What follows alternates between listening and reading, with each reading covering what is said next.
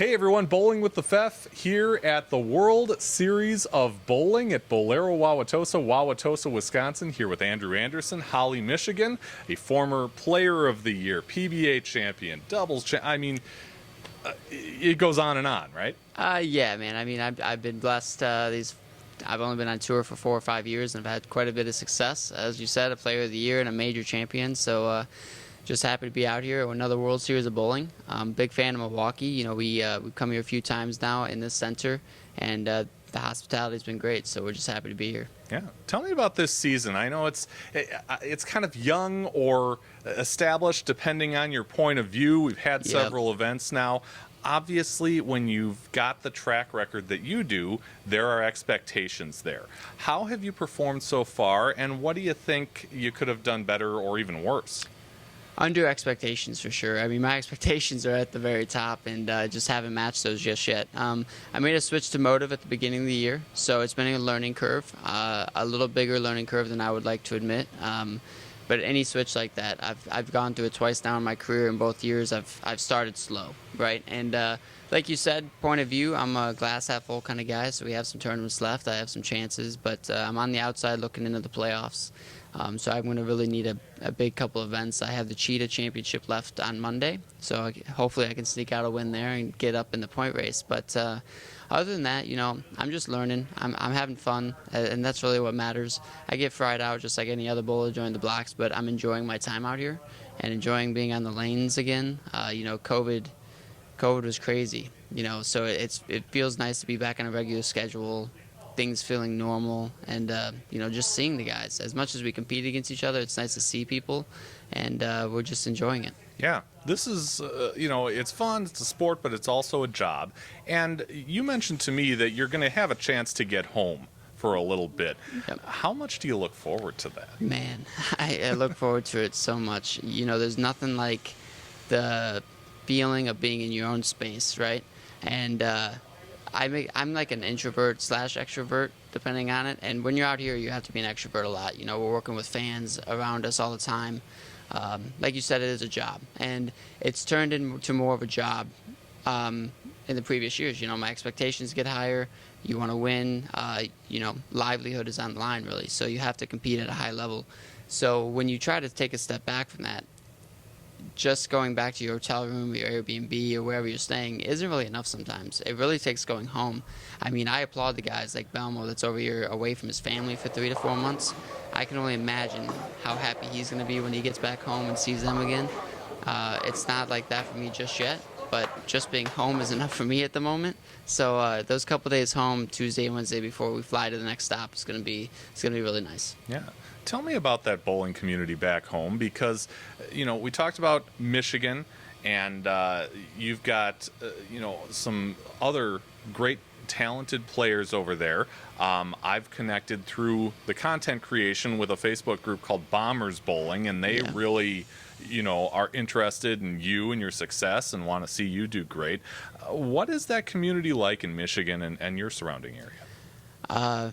I'm very appreciative of where I grew up, I'll tell you that, because we always joke around, like when you go to just a local tournament, it's a PBA regional. I mean, there's just so much talent. And honestly, a lot of the talent that could be out here has family life, and they've made other decisions not to be out here chasing this dream.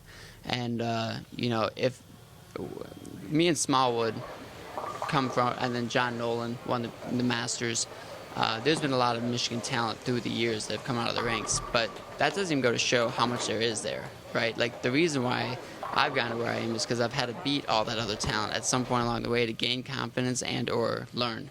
So it's something to be said about your product of your environment, and you know, I'm not scared of many matches. I never turn a match down, and that's probably because of where I grew up, you know, and dog world, but at the end of the day, a lot of respect. And, you know, I know that every time I make a TV show, I have a lot of the state of Michigan cheer me on and wanting me to do good. Who would you say is your biggest fan? Biggest fan? I have a few. I mean, along the way, I've met different, and it's always surprising to us as players because we just feel like, you know, we're just another person, right? But then when you show up somewhere and then there's kids that are like in shock or awe that you're there, you're like, oh my God, this happens, right? And I'm actually more appreciative of those because it makes me feel, it shows me that what I do is worth it. It makes me feel like what we do out here is worth it. And just those little moments of making somebody else happy really does justice. So I would say I don't have one in particular, but I think that there's people out there that know that I know they're fans, and I'm just appreciative of them. Yeah. When you're early in your career or mid-range, do you feel like you have to kind of grow up fast to fit in, to succeed, maybe a little of both? Oh man, I mean, if anybody can answer this, I think it's me, because my first year on tour, I'm a 21-year-old kid, having no clue what I'm doing in life really, let alone bowling, and then I get beat up against the wall. And then my second year, I decided to grow up really quickly. And I said, you know what, this is going to be me. I win a Player of the Year. I win a couple tournaments. And now, like, you talk about, like, sophomore slumps and things like that. That's a real thing, man. I mean, I actually had a sophomore success, and then I had the slump after that. And it's really hard because it's a roller coaster out here. You have some success for a few weeks, and then you have a couple bad weeks, and you have some success. And then it's in this time frame of 3 to 4 months where you have to be so sharp and to try to be the best in the world at what you do. If just a little bit of that goes bad, and you're like, oh man, this could be a bad few months here, you're thinking of other things, right? Like as bowlers, we never want to admit it, but there's always people like, do I go home? Do I try something different? Like, that's all pops up. For me, thankfully, it hasn't yet. I still feel like I'm not even close to the top of my game. I wish we were bowling 8-9 months this year, because I feel like I'm getting closer and closer. But that happens, man, and that's growing pains for everybody. And then when you talk about age gaps, like we talked about earlier, like when people first come out here, it's actually easier because you don't really know people. You don't know how people are. You are just a go-getter, and then you get established and you get comfortable is the word I like to use. And comfortable is not a safe place out here, because if you're comfortable and content, there's somebody working harder or learning something that you're not, and they're going to beat you because of it. Yeah.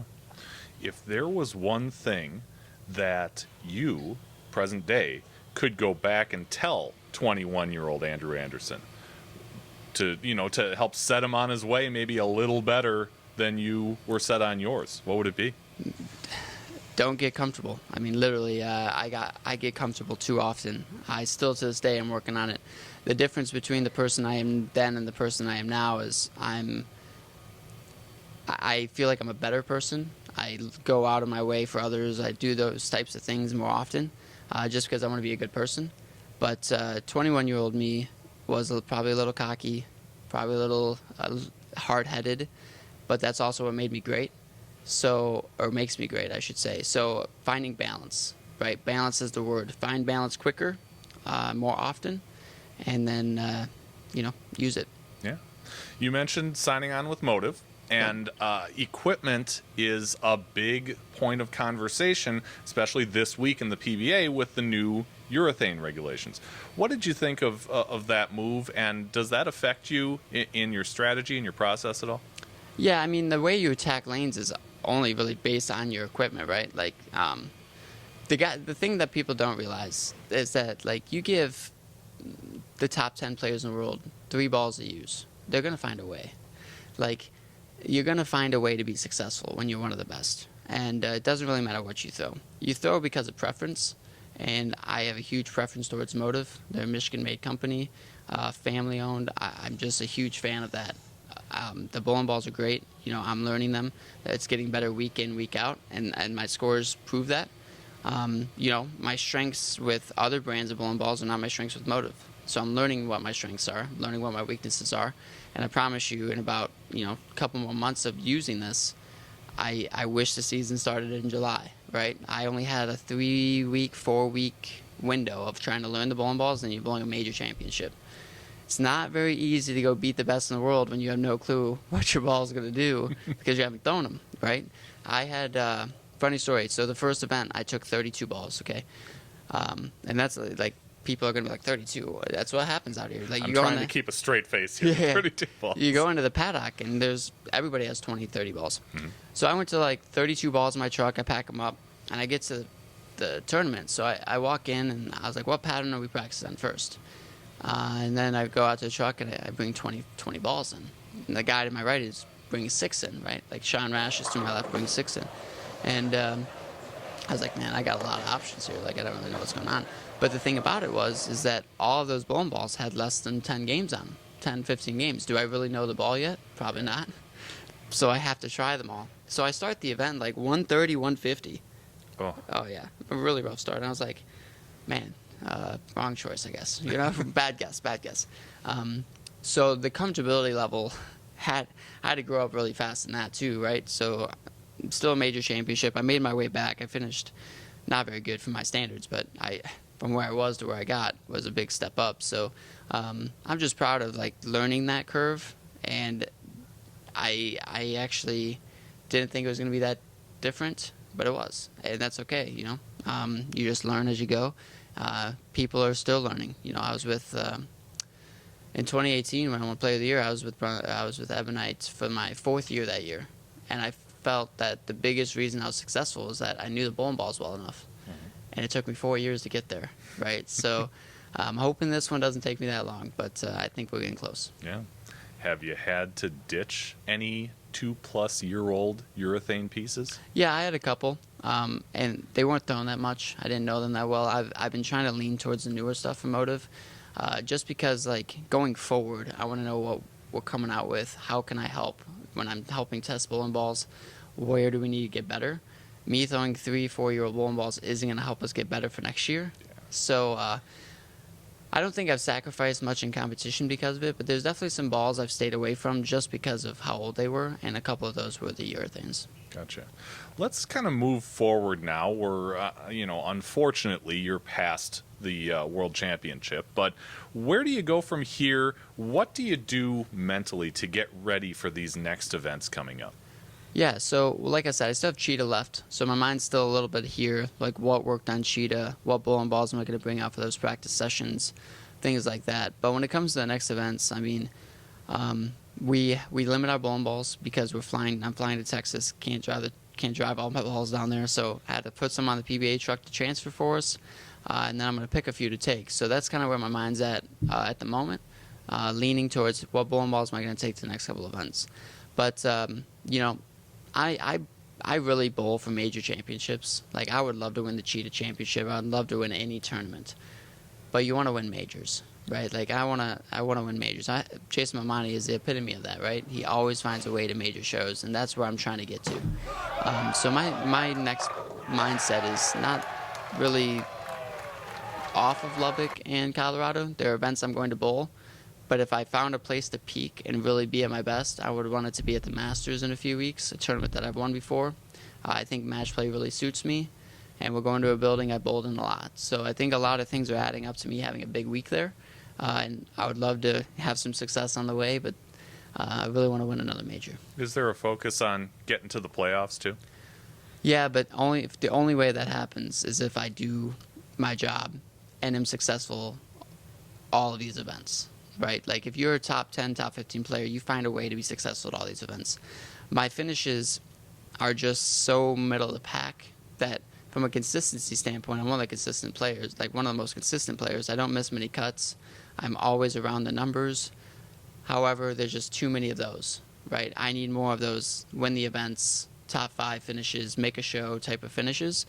And so these next few weeks for me to make the playoffs, I'm going to have to be great. I'm not going to have to just be good. I'm going to have to be great, and I know that, and I'm looking forward to the challenge of it. Sure. I'm going to get you out of here on this. We're sitting here in Wauwatosa, Wisconsin. I'm a Milwaukee guy, so I'm going to put a little pressure on you. All right. Tell me your thoughts about Milwaukee. What do you like? What don't you like? Do you hope the tour comes back here? Because I'm telling you, a lot of us that have bowling in our hearts, we hope to see this again in future seasons. Yeah, I'm a big fan of Milwaukee for a multitude of reasons. When I first got here, I decided to go see some friends at some smaller centers, and you guys still have like multiple 6-8 lane centers. I love that. You know, a bowling historian in me is like, wow, this is awesome. I went to Holler House, absolutely incredible. Man, you guys just have so much history here, especially from bowling. So we should always come back here. We should always come back to the places that have supported us for so many years. And there's a lot of history here, not only in this building, but in the city. Something I dislike is your Milwaukee Bucks beat my Detroit Pistons constantly. So that's a little tough on my heart. But I'm hoping that Cade Cunningham and the Pistons in a few years can catch up to the Bucks and Giannis. It never used to be like that, when we were growing up, but We're getting beat up. things are changing there. Andrew Anderson, PBA champion, former Player of the Year. Thank you so much for taking the time and joining us on Bowling with the Fef. Hopefully, we can get you on remotely sometime to get into your bowling story and kind of run it back a little. Would love to. Thank you. Thanks for having me. You bet.